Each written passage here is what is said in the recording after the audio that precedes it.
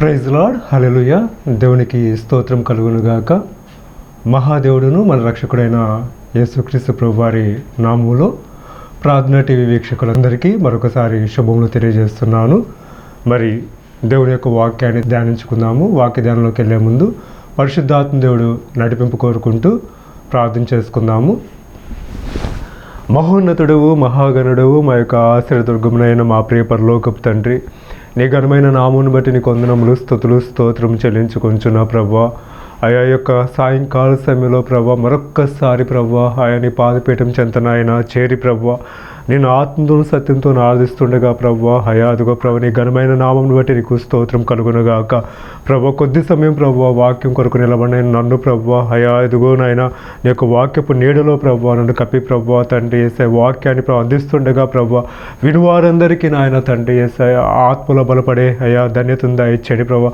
ఆత్మీయంగా జీవించే ధన్యత దయచేయండి ప్రభు. విన్న ప్రతి వాక్యము ప్రభువా అయా వారి యొక్క ఆత్మలో నెమరు వేసుకుంటూ ప్రభువా ఆత్మీయంగా జీవిస్తూ ప్రభువా అయా అదుగో ప్రభు యొక్క ఆత్మను పొందుకున్న వారై ప్రభువా తండ్రి యేసే యొక్క రాకడలో ఎత్తబడ్డుకున్న ఆయన అయా అదుగో ప్రభా మరి ప్రభు యొక్క ప్రార్థననే ప్రభువా తండ్రి యేసే ఆయా వర్తమానాన్ని అందిస్తుండగా ప్రభా ప్రార్థన చేత ప్రతి కుటుంబము ప్రభు యొక్క నామంలో కట్టబడుకు సహాయం చేసి ముందుకు నడిపించమని తండ్రిని ప్రియకుమారుడైన యేసయ్య అతి పరిశుద్ధమైన నామములు అడిగి వేడుకొంచున్నాము తండ్రి.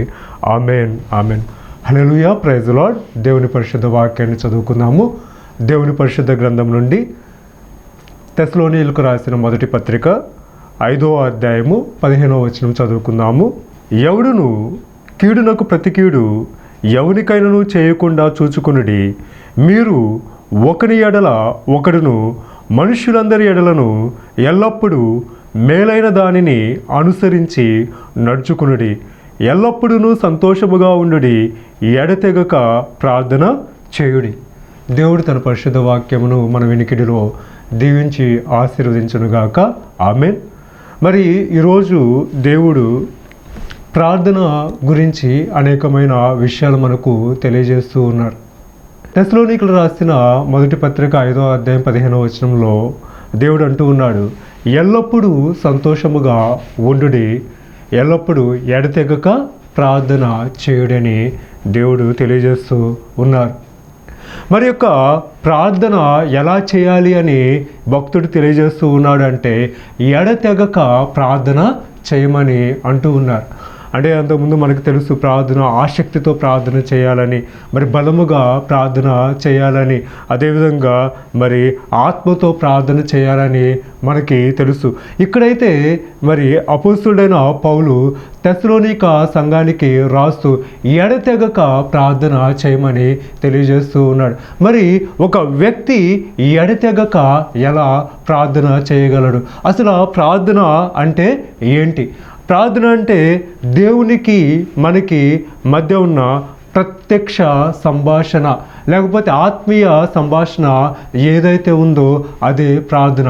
అంటే ప్రత్యక్షంగా దేవునితో మాట్లాడటము, ఒక మధ్యవర్తితో కాకుండా డైరెక్ట్గా మనము దేవునితో కనెక్ట్ అవటము ప్రార్థన. దేవునితో ప్రత్యక్షంగా మాట్లాడుతూ మరి ప్రత్యక్షంగా ఆత్మీయ జీవితాన్ని పొందుకోవడమే ప్రార్థన. ప్రార్థన లేకుండా ఒక వ్యక్తి ఆత్మీయ జీవితాన్ని పొందుకోలేడు. ప్రార్థన లేకుండా ఒక వ్యక్తి ఆత్మీయంగా ఎదగలేడు. మరి ఇక్కడ ఎల్లప్పుడూ సంతోషంగా ఉండమని చెప్తూ ఉన్నప్పుడు ఎడతెగక ప్రార్థన చేయమని దేవుడు తెలియజేస్తూ ఉన్నాడు.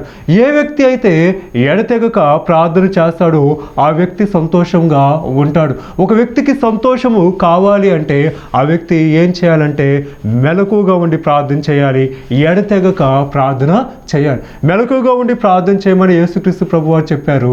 ఇక్కడ ఎడతెగక ప్రార్థన చేయమని మరి పౌలు భక్తుడు తెలియజేస్తూ ఉన్నాడు. మరి ఎడతెగక ఎలా ప్రార్థన చేయాలి? ఎడతెగక ప్రార్థన చేయటం అంటే ఏంటి? ఎడతెగక అంటే తెగకుండా, అంటే ఎప్పుడు కూడా ప్రార్థించటము, దివారాత్రములు ప్రార్థించటము ఎడతెగక ప్రార్థన చేయటము. ఎలా ఒక వ్యక్తి దివారాత్రములు ప్రార్థన చేయగలడు? ఒక వ్యక్తి నిద్రించకుండా, లేకపోతే ఒక వ్యక్తి ఆహారము పుచ్చుకోకుండా, లేకపోతే ఒక వ్యక్తి జీవన సంబంధమైన పోరాడకుండా, లేకపోతే పని చేసుకోకుండా ఎలా ప్రార్థించగలడు? అంటే ఇక్కడ ఎడతెగక ప్రార్థన చేస్తూ ఉన్నప్పుడు మనకున్న ప్రతి బంధకాల నుండి మనము విడుదల పొందుకుంటాము. ఎడతెగక ప్రార్థన చేస్తూ ఉన్నప్పుడు మనము వేటినైతే అడుగుతామో వాటిని సమృద్ధిగా పొందుకుంటాము అని దేవుని యొక్క వాక్యము సెలవిస్తూ ఉంది. మరి ఎడతెగక ఎలా ప్రార్థన చేయాలి?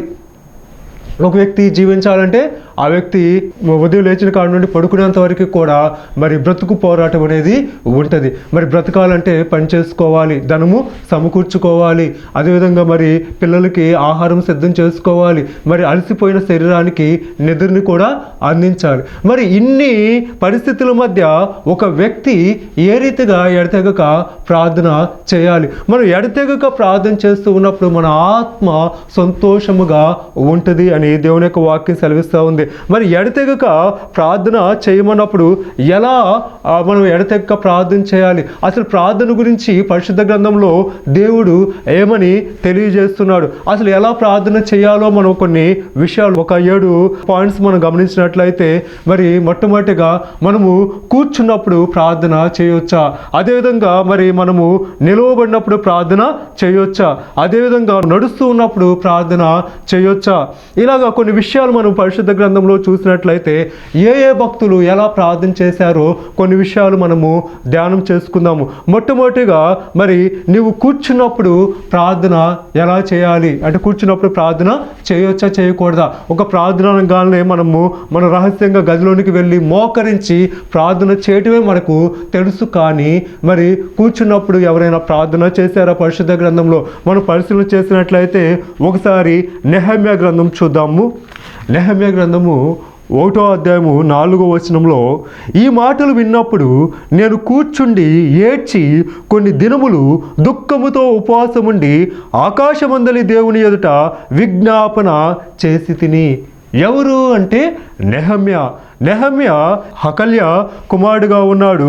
హకల్య కుమారుడైన యొక్క నెహెమ్యా ఏం జరుగుతూ ఉందంటే, యూదుల్లో ఉన్న కొంతమంది వచ్చినప్పుడు యెరూషలేము యొక్క క్షేమం గురించి అడిగినప్పుడు యెరూషలేము యొక్క ప్రాకారాలు పడద్రోయబడ్డాయని, మరి చెరపట్టబడిన యూదుల్లో మిగిలి ఉన్న శేషము ఆ దేశంలో బహుశ్రమలు అనుభవిస్తున్నారని విన్నప్పుడు ఇక్కడ నెహెమ్యా ఏం చేస్తూ ఉన్నాడంటే, ఆ మాటలు విన్నప్పుడు కూర్చోండి ఏడ్చి దేవునికి ప్రార్థన చేస్తున్నాడు. కూర్చోండి ఏడ్చి కొన్ని దినములు దుఃఖముతో ఉపవాసం ఉండి ఆకాశమందలి దేవునికి విజ్ఞాపన చేస్తూ ఉన్నాడు. ఇక్కడ కొన్ని దినాలు ఉపవాసం ఉండి ప్రార్థన చేస్తూ ఉన్నప్పుడు ఇక్కడ నెహెమ్యా జీవితం ఏమిటి అంటే, నెహెమ్యా యొక్క జీవితము రాజు యొక్క సముఖంలో రాజుకు గిన్నెను అందించేవాడిగా ఉన్నాడు. అంటే ప్రతి అనుదినము కూడా ఆయన రాజభవనానికి వెళ్ళాలి, రాజు సమక్షంలో ఉండాలి, రాజుకి గిన్నె అందించే వాడిగా ఉండాలి. కానీ కొన్ని దినాలు మరి ఉపవాసం ఉండి దుఃఖముతో ప్రార్థన చేస్తున్నప్పుడు అనేక పర్యాయాలు నెహెమ్యా కూర్చొని దేవునికి ప్రార్థన చేస్తున్నాడు. కూర్చొని ఏడ్స్తూ దేవునికి ప్రార్థన చేస్తున్నప్పుడు దేవుడు నెహెమ్యా ప్రార్థన ఆలకించినట్లుగా ఇక్కడ మనము గమనించవచ్చు. ఇక్కడ నెహెమ్యా మొరపెడుతున్నాడు, ఆకాశమందలి దేవుని ఎదుట విజ్ఞాపన చేశాడట. అంటే మరి మోకరించడం కుదరని సమయంలో నెహెమ్యా ఏం చేస్తూ ఉన్నారు అంటే, ఇక్కడ కూర్చోండి ప్రార్థన చేస్తున్నాడు. మరి ఆ రీతిగా ప్రార్థన చేసినప్పుడు ఆ యొక్క అర్తహషస్త రాజు యొక్క నెహెమ్యాని యెరూషలేముకి పంపడము, యెరూషలేము యొక్క ప్రాకారాలు తిరిగి కట్టబట్టము జరుగుతూ ఉంటుంది. ఆ రీతిగా మరి మనకు కుదరని సమయంలో మనం ఏం చేయాలి? కూర్చున్నప్పుడు కూడా మనము ప్రార్థన చేయాలి. ఇది ప్రార్థించే సమయం కాదే, ఇక్కడ మోకరించడానికి మనకు అవకాశం లేదే అని నువ్వు ఎప్పుడూ కూడా అనుకోకూడదు. నువ్వు కూర్చున్నప్పుడు కూడా దేవునికి నువ్వు ప్రార్థన చేసినప్పుడు ఎల్లప్పుడూ కూడా సంతోషంగా ఉంటావు. ఎడతెగక ప్రార్థన చేయుడి అని చెప్పిన వాక్యాన్ని నెరవేర్చే వాడివిగా ఉంటావు, నెరవేర్చే దానవుగా నువ్వు ఉంటావు. రెండవదిగా మనము గమనించినట్లయితే, నువ్వు నడుచుచున్నప్పుడు ప్రార్థన చేయాలని దేవుని యొక్క వాక్యము సెలవిస్తూ ఉంది. నడుస్తూ ఉన్నప్పుడు ఎలా ప్రార్థన చేయాలి? మరి ఈ ప్రార్థన గురించి దేవుడు యేసుక్రీస్తు ప్రభు ఏం చెప్పాడో ఒకసారి మనం పరిశీలన చేసినట్లయితే, మార్కు సువార్త 11వ అధ్యాయము 25వ వచనంలో మనం చదివినట్లయితే, మీకు ఒకరి మీద విరోధం ఏమైనాను కలిగి ఉన్న యెడల మీరు నిలువబడి ప్రార్థన చేయనప్పుడెల్లను వాని క్షమించుడి, అప్పుడు పరలోకమందున్న మీ తండ్రియు మీ పాపములు క్షమించును. హల్లెలూయా.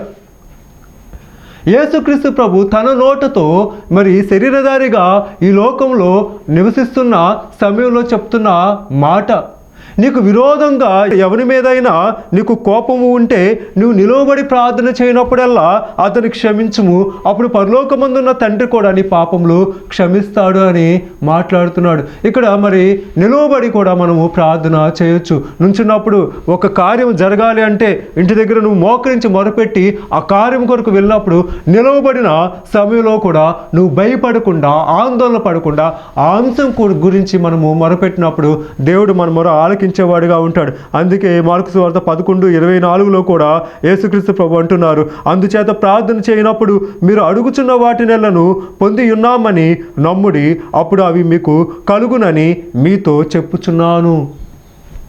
ప్రార్థన చేస్తున్నప్పుడే మనకు ఒక నమ్మకము రావాలి.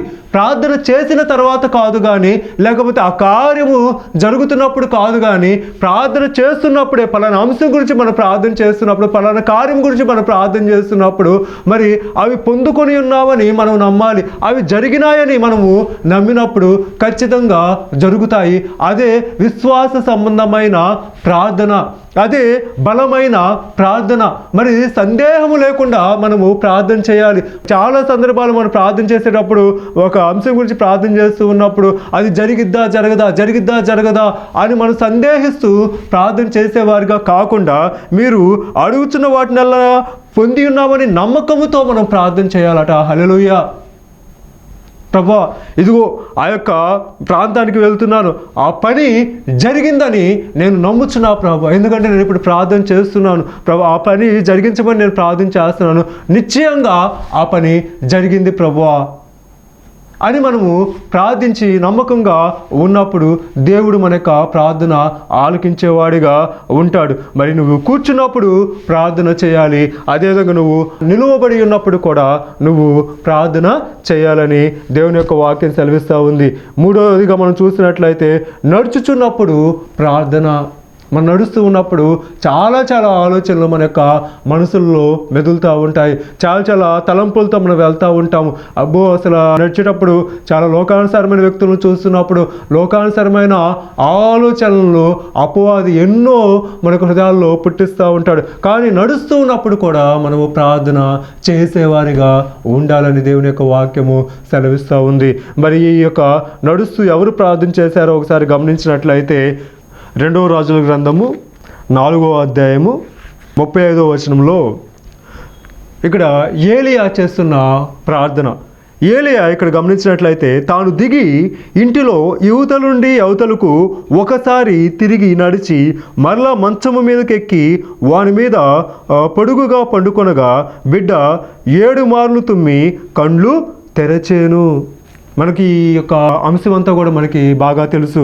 షునేము పట్టణంలో ఉన్న ఒక గనురాలైన శ్రీ ఏలియా వస్తూ ఉన్నప్పుడు ఏలియాకు మేడగది సిద్ధపరిచి ఒక బల్ల వేసి అతను వచ్చినప్పుడు అతనికి గొప్ప ఆతిథ్యం ఇచ్చినప్పుడు ఏలియా ప్రార్థన చేసినప్పుడు ఆ యొక్క తల్లి యొక్క గర్భము తెరవబడటం చూస్తాము. ఒకనొక సమయంలో ఆ బిడ్డ చనిపోయినప్పుడు ఏలియాకు వర్తమానం పంపించిన తర్వాత ఏలియా వచ్చి ఆ యొక్క బిడ్డ మీద మరి చాచుకొని తన యొక్క కళ్ళు ఆ యొక్క బిడ్డ కళ్ళలో పెట్టి, తన యొక్క నోరు ఆ యొక్క బిడ్డ నోటిలో పెట్టి, తన యొక్క చేతులను ఆ యొక్క బిడ్డ చేతుల్లో పెట్టి పండుకున్నప్పుడు ఆ బిడ్డ లెగోడు. మరలా అతను ఒక మారు అటు ఇటు తిరిగి ప్రార్థన చేస్తూ ఉంటాడు. ప్రార్థన చేసి మరలా ఆ రీతిగా చేసినప్పుడు బిడ్డ 7 మార్లు తుమ్మి కండ్లు తెరిచినట్లుగా చూస్తూ ఉంటాం. ఇక్కడ ఏలియా ఏం చేస్తూ ఉన్నాడంటే మరి నడుస్తూ ప్రార్థన చేస్తున్నాడు.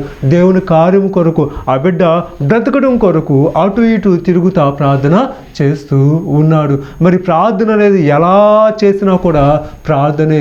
అంటే అన్ని సందర్భాల్లో మోకరించి ప్రార్థన చేయటం మనకి కుదరదు, వెసులుబాటు అనేది ఉండదు.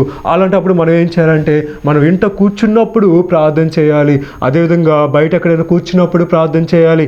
ఇంట మరి నిలవబడినప్పుడు మనము ప్రార్థన చేయాలి. అదేవిధంగా బయట ఎక్కడైనా నిలవబడినప్పుడు మనము ప్రార్థన చేయాలి. ఇంట మనం నడుస్తూ ఉన్నప్పుడు ప్రార్థన చేయాలి. అదేవిధంగా ఏలియాలాగా మరి బయట కూడా మనము నడుస్తూ ఉన్నప్పుడు ప్రార్థన చేసేటప్పుడు ఎల్లప్పుడూ కూడా మనము సంతోషంగా ఉంటాము. ఆనందించుడి, ఎల్లప్పుడూ ఆనందించుడి, ప్రభువునందు ఆనందించుడని దేవుని యొక్క వాక్యం సెలవిస్తూ ఉండగా ఎల్లవేళ ప్రభువునందు మనము ఆనందించాలి అంటే మనము ఏం చేయాలి అంటే ఈ రీతిగా ఎప్పుడు కూడా ప్రార్థన జీవితంతో మనము ముందుకు వెళ్ళాలి. 4వదిగా మనం చూసినట్లయితే తల వంచి ప్రార్థన చేయాలి. ఎక్కడ నిలవబడినా సరే మనము ప్రార్థించేటప్పుడు ఎలా చేయాలి అంటే మరి అనేకసార్లు మనము ఆకాశం వైపు మన యొక్క ముఖాలను ఎత్తి ప్రార్థన చేస్తూ ఉంటాము.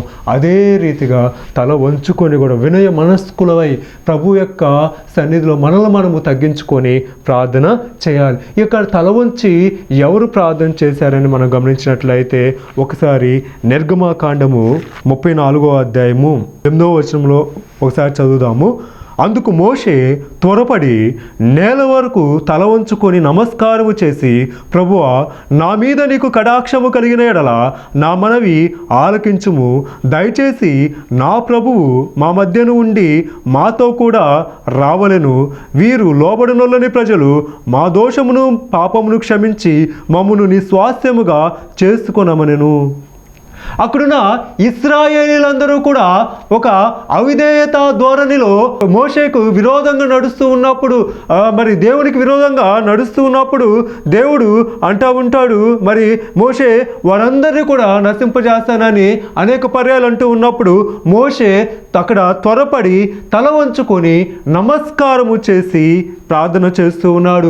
ఏమంటున్నాడంటే, ప్రభువా, నా మీద నీకు కటాక్షము కలిగిన ఎడల నా మనవి ఆలకించమని ప్రభువుకి మొరపెడుతూ ఉన్నాడు. మనం ప్రార్థన చేసేటప్పుడు ఇంకో 4వదిగా తల వంచి ప్రార్థన చేయాలి. ప్రార్థన చేసి, ప్రభువా, నా మీద దయించి నీ కటాక్షము నా మీద చూపి నా మనవి ఆలకించుము ప్రభువా అని ప్రార్థన చేయాలి. అలా ప్రార్థన చేస్తూ ఇశ్రాయేలు దోషాన్ని, ఇశ్రాయేలు పాపాన్ని ఒప్పుకుంటూ ఉన్నాడు. వారు లోబడనులని ప్రజలు, ప్రభువా, వారి పాపాన్ని క్షమించి మమ్మల్ని నీ స్వాస్థ్యముగా చేసుకో ప్రభువా అని మరలా కూడా ఎంతో వినయ మనస్కుడై అక్కడ మోషే ప్రార్థన చేస్తూ ఉన్నాడు. మరి అంతమంది 20 లక్షల మంది ఇశ్రాయేలు ఎంతోమంది అవిధేయతతో ఐగుప్తు దేశంలో వాళ్ళు మొదలైన దగ్గర నుండి కూడా కనాను దేశం చేరేంత వరకు కూడా వారు మరి 40 సంవత్సరాలు కూడా ఎంతో మోషేని మీద సనుగుడు, దేవుని మీద సనుగుతూ ఉన్న సమయంలో మోషే ఎంతగానో విజ్ఞాపన చేస్తూ ఉన్నాడు. మరి 24 గంటలు మోకరించి ప్రార్థించడం మోషేకి సాధ్యము కాదు. అందుకనే మరి ఎక్కడ ఉన్నా కూడా, నుంచున్నా, కూర్చున్నా, మరి పడుకున్నా, మరి ఏ పరిస్థితిలో ఉన్నా కూడా మోషే ఇశ్రాయేలు జనాంగం కొరకు ప్రార్థన చేస్తున్నాడు. మోషే తన కోసము ప్రార్థన చేసుకోవట్లేదు, కానీ మరి దేవునికి విరోధంగా నడుచుకుంటున్న ఇశ్రాయేలు కొరకు ప్రార్థన చేస్తూ ఉన్నాడు.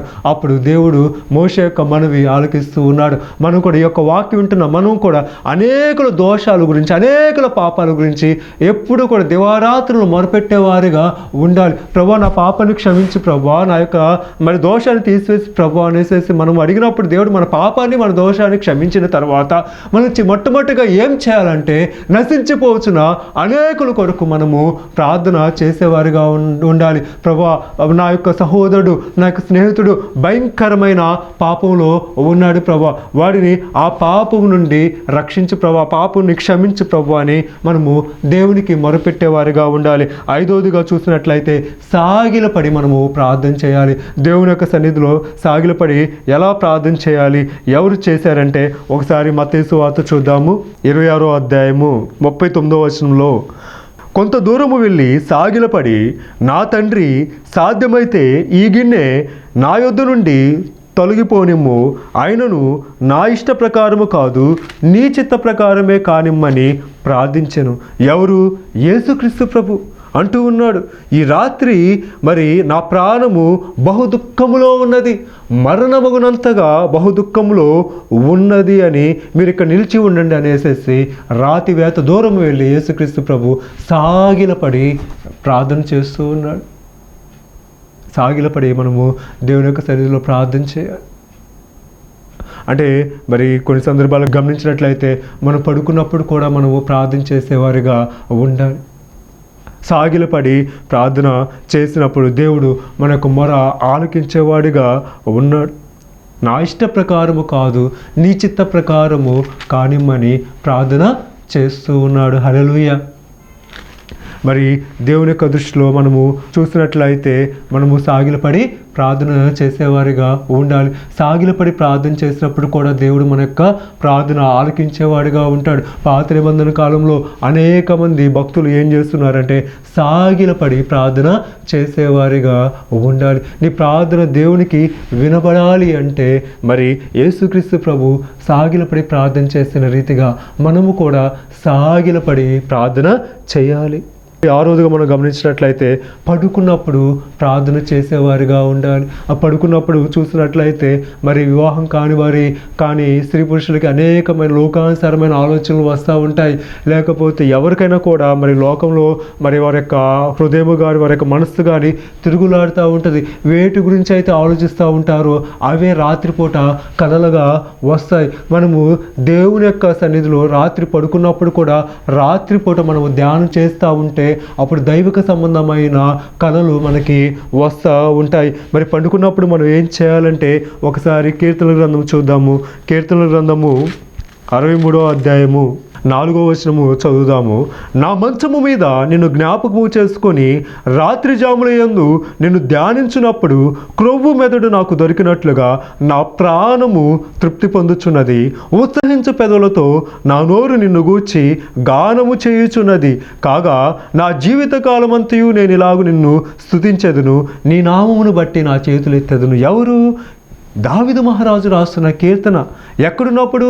యూదా అరణ్యంలో ఉన్నప్పుడు రాస్తున్న కీర్తన, చేస్తున్న ప్రార్థన. నా మంచం మీద ఉన్నప్పుడు కూడా నేను నిన్ను జ్ఞాపకము చేసుకుంటా ప్రభువా.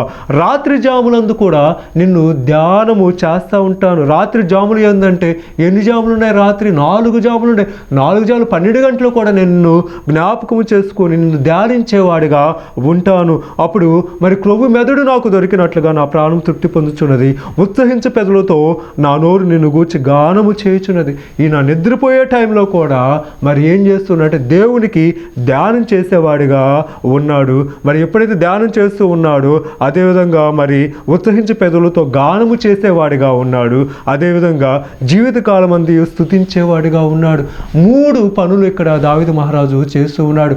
నిద్రపోయేటప్పుడు రాత్రి జాముల యందు దేవుణ్ణి ధ్యానం చేసుకుంటూ ఉన్నాడు. అదేవిధంగా రాత్రి జాముల యందు ఉత్సహించు పెదవులతో దేవునికి గానము చేస్తూ ఉన్నాడు. అదే రాత్రి జాముల యందు తన 2 చేతులు ఎత్తి దేవునికి స్తుతించేవాడిగా ఉన్నాడు. ఎంత గొప్పగా దావీదు మహారాజు యొక్క ప్రార్థన జీవితం ఉందో చూడండి. అందుకే మరి ప్రతి రాత్రి కూడా కన్నీరు విరుస్తూ ఉన్నప్పుడు కన్నీరుతో నా పరుపు తేలజేయుచున్నాను ప్రభువా అని ప్రార్థన చేస్తున్నాడు.